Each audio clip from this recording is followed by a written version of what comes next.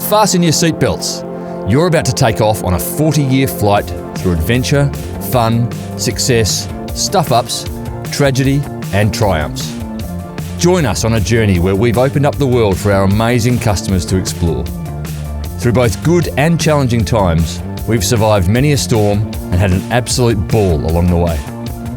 Flashback to the 1970s. The facial hair is dodgy and the Aussie travellers are even dodgier.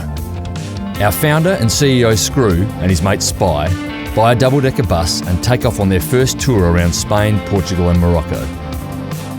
Fast forward your Sanyo cassette deck to 1975 and that one bus has multiplied like guinea pigs. Top Deck opens its doors in London. By 1978, Top Deck is operating 26 buses and the crew was partying their way around Europe, pretending it was a proper job. Welcome to the 1980s. Screw returns to Oz. Airlines have been deregulated and Screw reckons Australia is ripe for the picking, which makes sense for a bloke who grew up on an apple farm.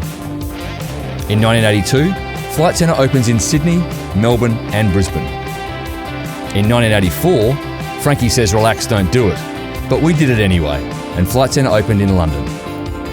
And in 1987, we said, "Sure bro," and opened our first store in New Zealand. In 1988, we welcomed the very first captain. We've had 5 of those gents and ladies ever since. And by the end of the 1980s, we had 345 people working in 63 shops across Australia, New Zealand and the UK.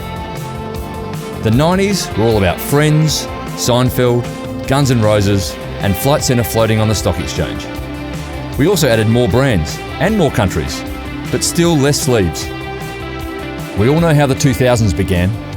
The world and travel changed forever with events like 9/11, the collapse of Ansett, the GFC and the Iraq War. But it wasn't all doom and gloom.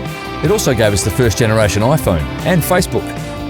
We closed out the decade with 400 shops worldwide and a team of 3,000 people. This decade was all about Instagram, Angry Birds and trying to keep up with the Kardashians. For the first time ever, we were profitable in every country we operated in. 2020 will forever be remembered as that year. After facing government-mandated closures of the travel industry, we had to make some of the hardest decisions in our company's history.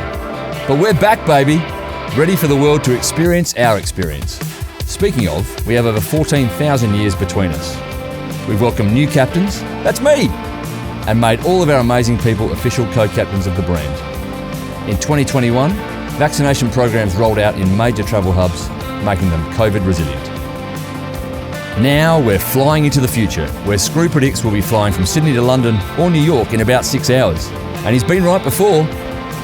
To the thousands of people who've helped us shape this amazing company and our loyal customers who've joined us on this journey, thank you so much for the past 40 years, and here's to the next 40.